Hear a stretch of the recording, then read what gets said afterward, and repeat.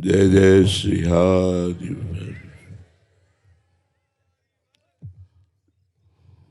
सकल अंग गुणहीन हो, ताको जतन न कोई। एक किशोरी कृपाते, जो कछु होय सो होय। सकल अंग पद विमुख हो, नाथ मुख नाम की ओट लई है तुलसी प्रतीति। एक प्रभु मूर्ति कृपामयी है। सब लक्षणों से हीन हूं, समस्त गुणों से हीन हूं, पर एक विश्वास है कि श्री जी बड़ी कृपालु है, वो हम पर कृपा करेंगे। उसी कृपा बल से हमको नाम मिला है, और हम कोई साधन ऐसे समर्थ नहीं देखते जो हमें भगवान से मिला दे। किए है सांख्य योग तो हमारा मुख्य प्रधान साधन रहा है, ज्ञान योग। अष्टांग योग में भी ज्ञान योग का मिलान रहा है। कर्म योग को भी जानते हैं, और भक्ति योग में तो है ही। ऐसा नहीं कि साधन पक्ष को जानते नहीं है, पर सब करके और सब जान के अब एक बात केवल आई है, प्रभु मूर्ति कृपामयी है। उनकी कृपा से हमारा जीवन उनके लायक हो सकता है।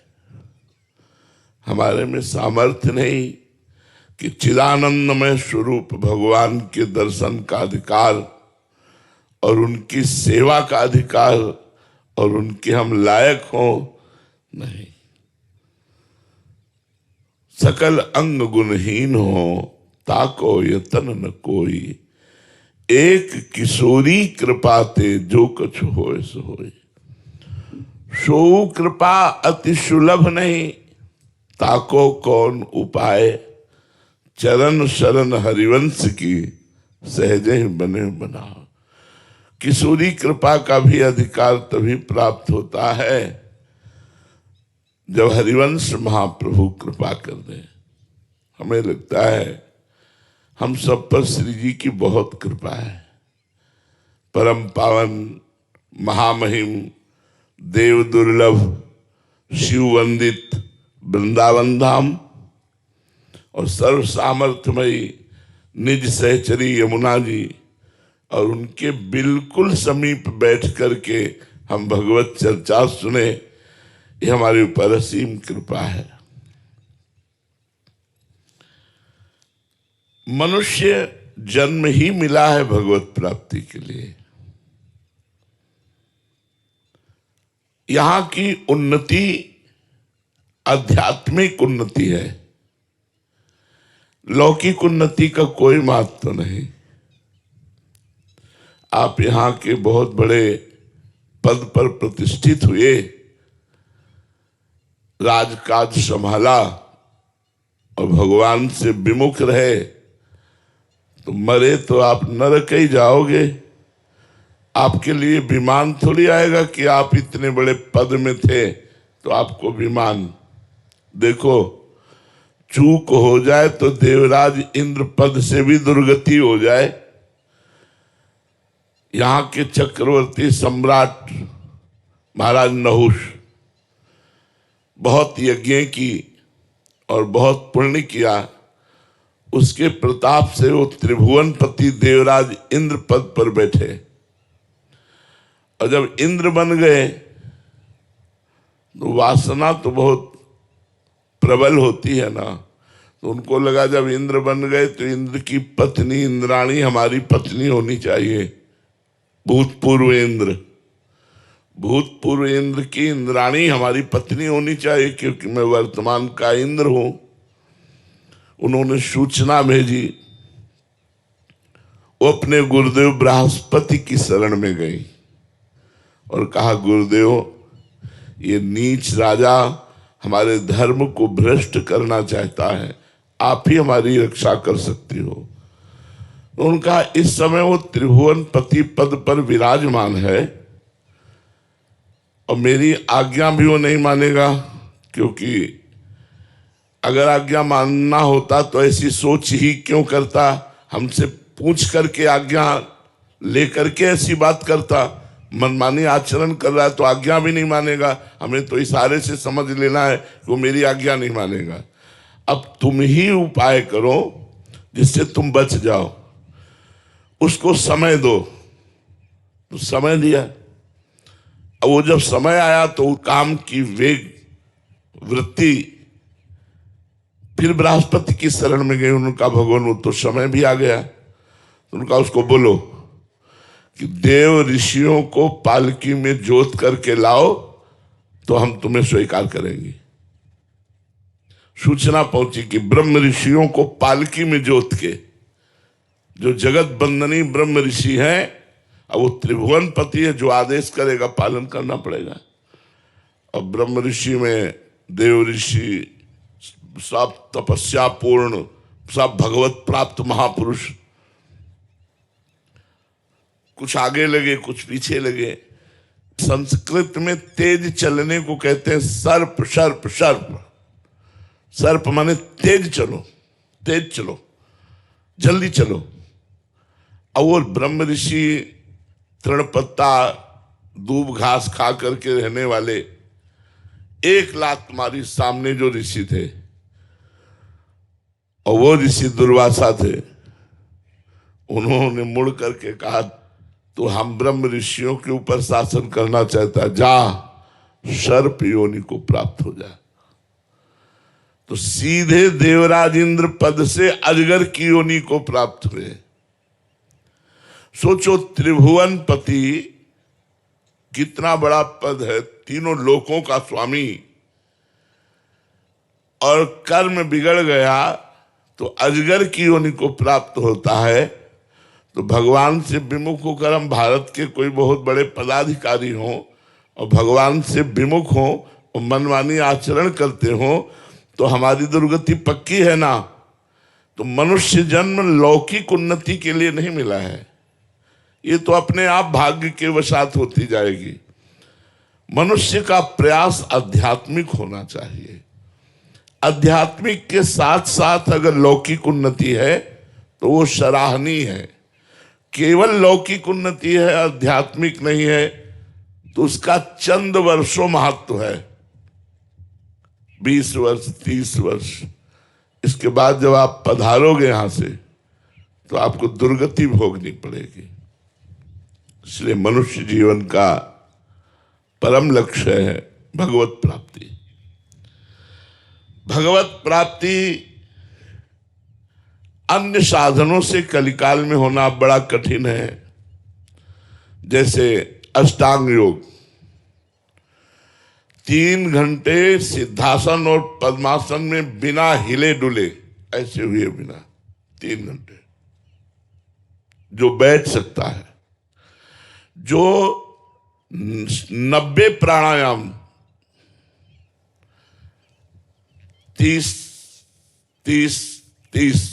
3 बार में 90 प्राणायाम,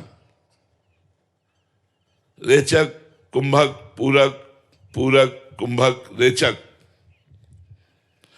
जो अपनी श्वास पर कंट्रोल, अपने शरीर पर कंट्रोल, और चित्त वृत्ति निरोधासा योगा, चित्त वृत्ति को परमात्मा में, वो भगवान को प्राप्त कर सकता है। बोलो इतने लोगों में कौन है ऐसा एक भी कि 3 घंटे बिना हिले पद्मासन और सिद्धासन में बैठ जाए और 90 प्राणायाम करके अपनी प्राणवायु का संशोधन करे और चित्त को परमात्मा में स्थित करे। है ना कठिन?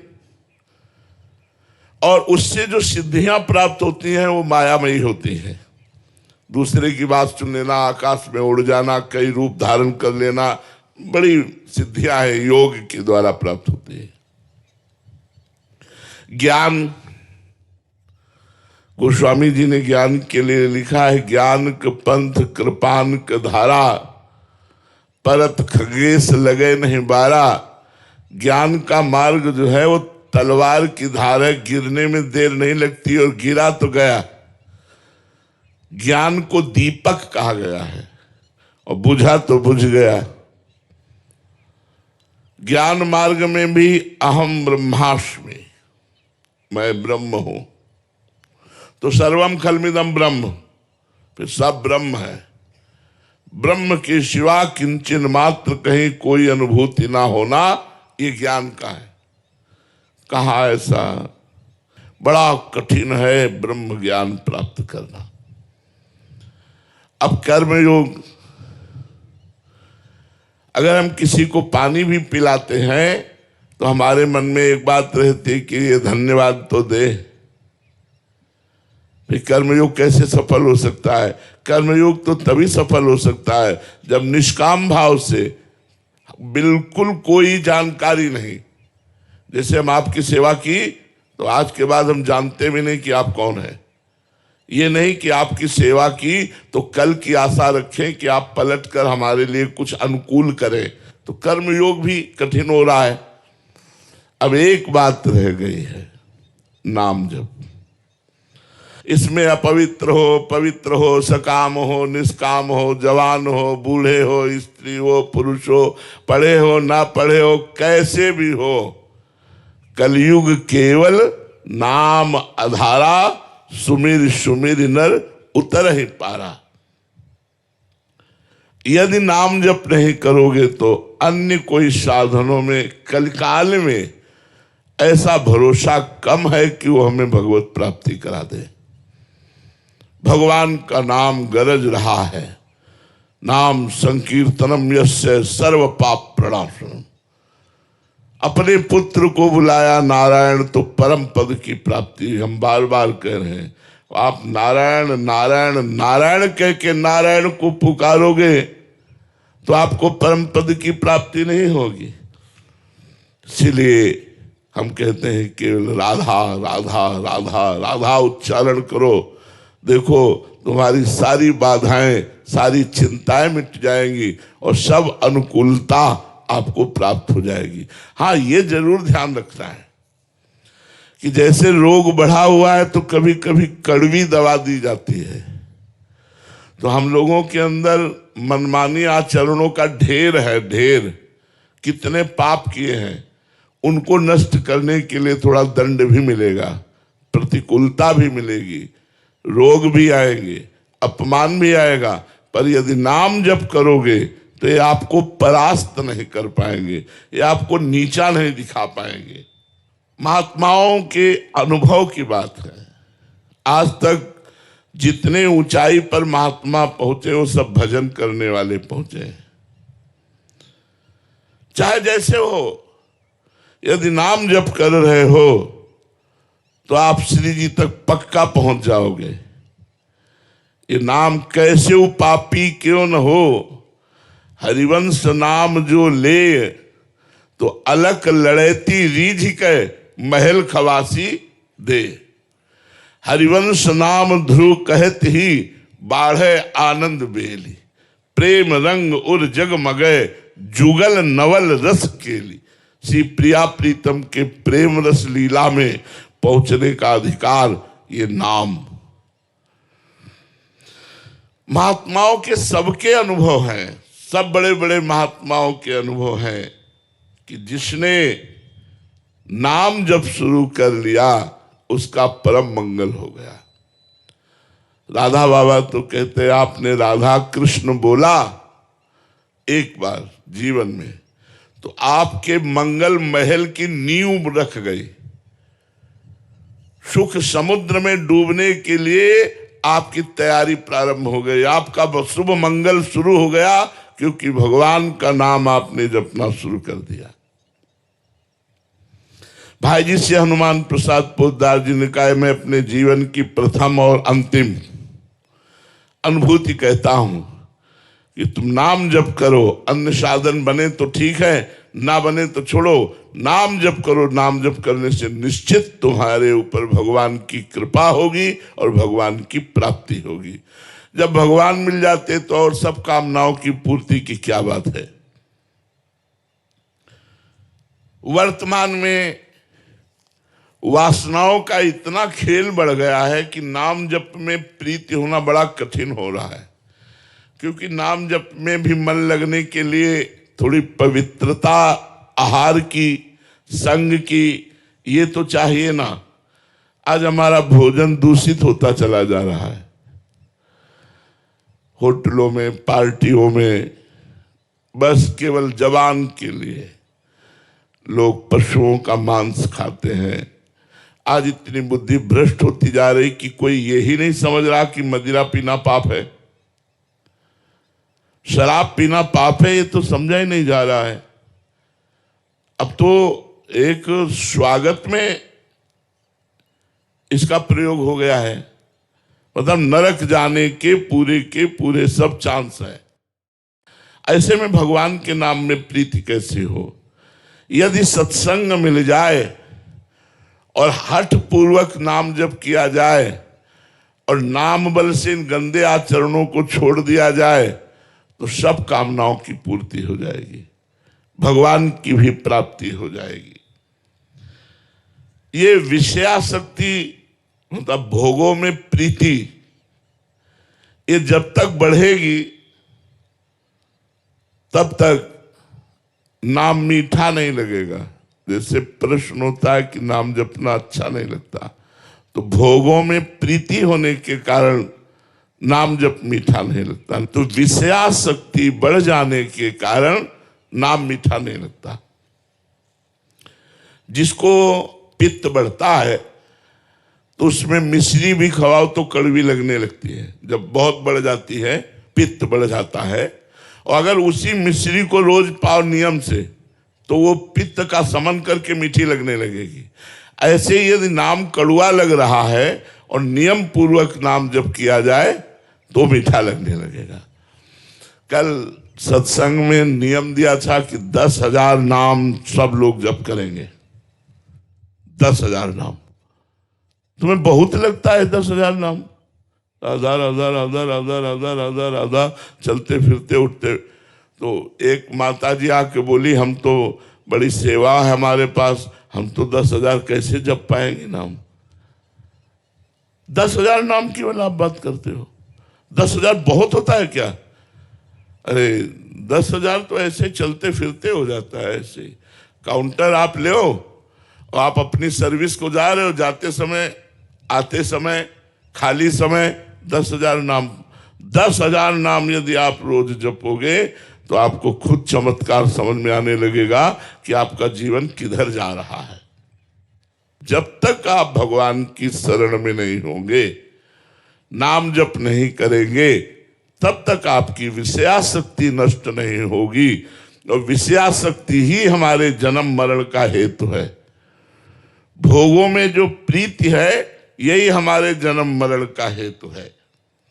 तो विषयान विषवत त्यज, शास्त्र कहता है विष के समान विषयों का त्याग कर दो। ये भजन से होता है। आप जितना भजन करेंगे तो आपको ये संसार झूठा सा लगने लगेगा। आप देखो, भजन करके देखो, ये रुपया, पैसा, भोग सामग्री, नाना प्रकार की पद प्रतिष्ठा, ये सब अच्छी नहीं लगेगी क्योंकि झूठी है। हमें दिन में सैकड़ों बार बात याद आती है। जैसे किसी को कोई प्रियजन याद आता है, ऐसे हमें सैकड़ों बार याद आती है, मरना है, मरना है। अब ये सूत्र हमको कहीं लगने नहीं देता। क्या सब नाटक हमारा? मरना है यार, जाना है, यहां से जाना है। कब श्वास टूट गई कुछ पता नहीं, और जब श्वास टूटी तो सब बखेड़ा यहीं छूटा। अब जो भजन किया वो साथ गया नहीं तो कुछ नहीं। कैसा यार देश है, यहां से शरीर भी छुड़ा दिया। और ऐसे देश में हम प्रेम करें, इसका नाम मृत्यु लोक है। मरोगे सब। हमारी बात थोड़ी कड़वी लगेगी, सब मरोगे। आज नहीं तो कल सब छूटेगा, आज नहीं तो कल। होश में हो जाओ, गंदे आचरण छोड़ दो और भगवान का भजन करते हुए तुम्हें जो सांसारिक काम मिला है वो ठीक से ईमानदारी से करो और उसे भगवान को समर्पित